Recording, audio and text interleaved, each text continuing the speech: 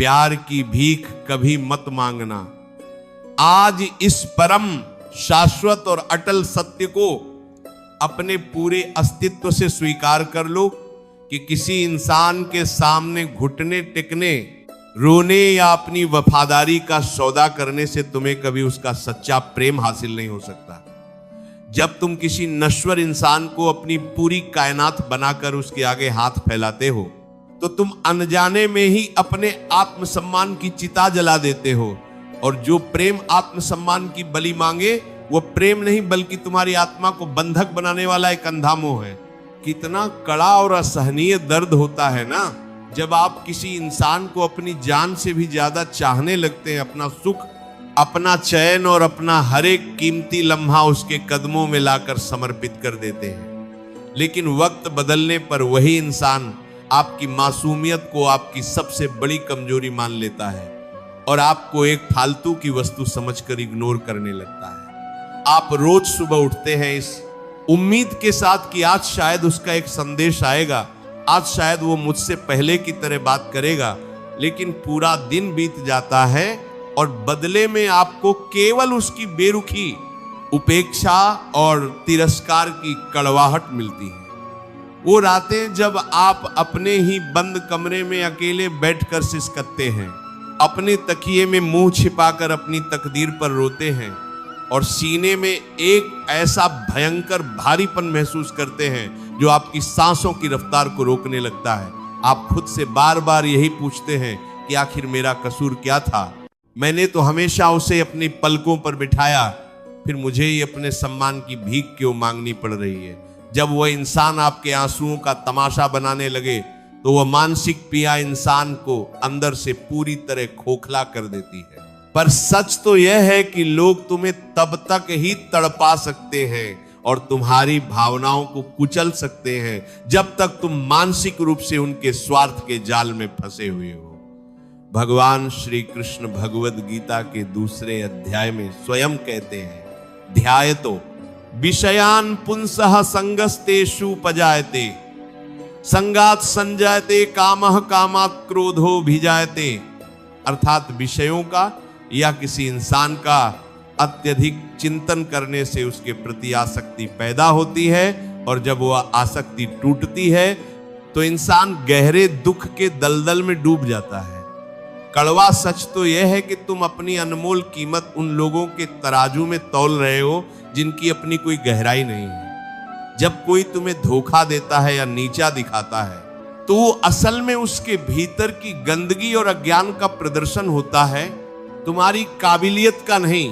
विधाता तुम्हें इस गहरे धोखे और अपमान की आग से इसलिए गुजार रहा है ताकि तुम्हारी आंखों पर से उस झूठे संसार का पर्दा पूरी तरह हट सके जिसे तुम आज अपनी सबसे बड़ी बर्बादी समझकर रो रहे हो। वह असल में गोविंद की वो विशेष कृपा है जो तुम्हें यह सिखाने आई है कि अपनी गरिमा को दांव पर लगाकर मांगा गया प्रेम कभी सुख नहीं दे सकता।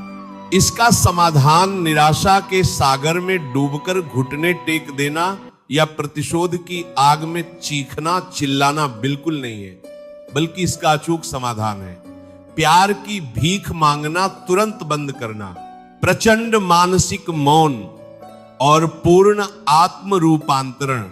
जब तुम पलटकर किसी से शिकायत करना या अपनी सच्चाई साबित करना पूरी तरह छोड़ देते हो और ये मान लेते हो कि मेरा जीवन किसी इंसान के व्यवहार का मोहताज नहीं है, तो तुम्हारा सारा मानसिक बोझ उसी क्षण कपूर की तरह उड़ जाता है। समाधान ये है कि तुम अपनी सारी बिखरी हुई ऊर्जा को समेटो और चुपचाप अपने करियर, अपने चरित्र, अपनी सेहत और अपनी आंतरिक शक्ति को मजबूत करने में लगा दो। चिंता को पूरी तरह से चिंतन और पुरुषार्थ में बदल दो।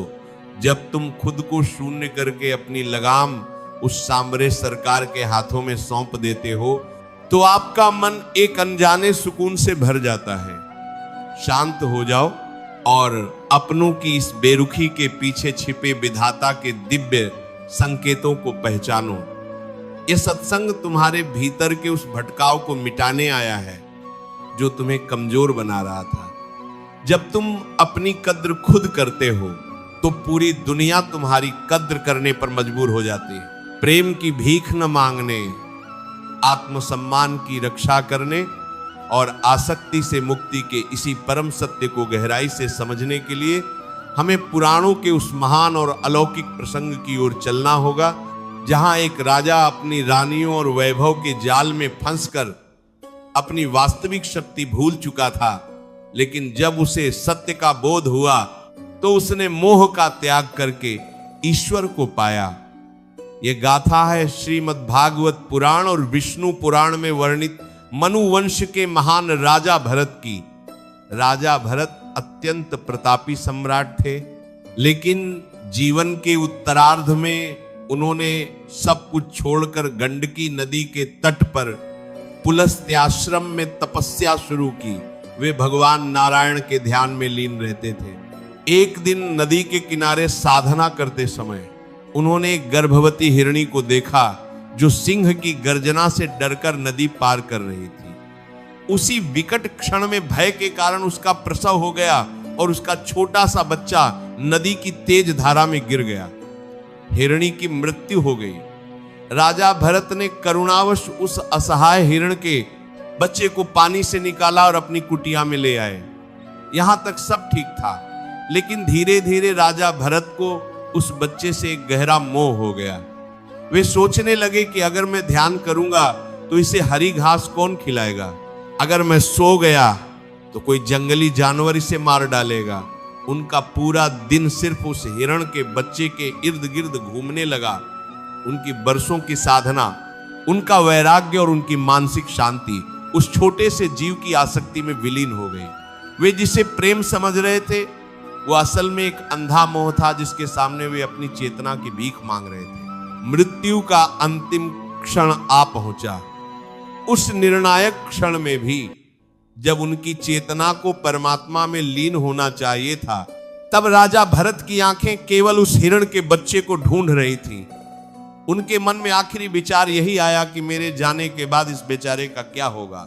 अपने इस तीव्र मोह और आसक्ति के कारण राजा भरत को अपना अगला जन्म एक हिरण के रूप में लेना पड़ा।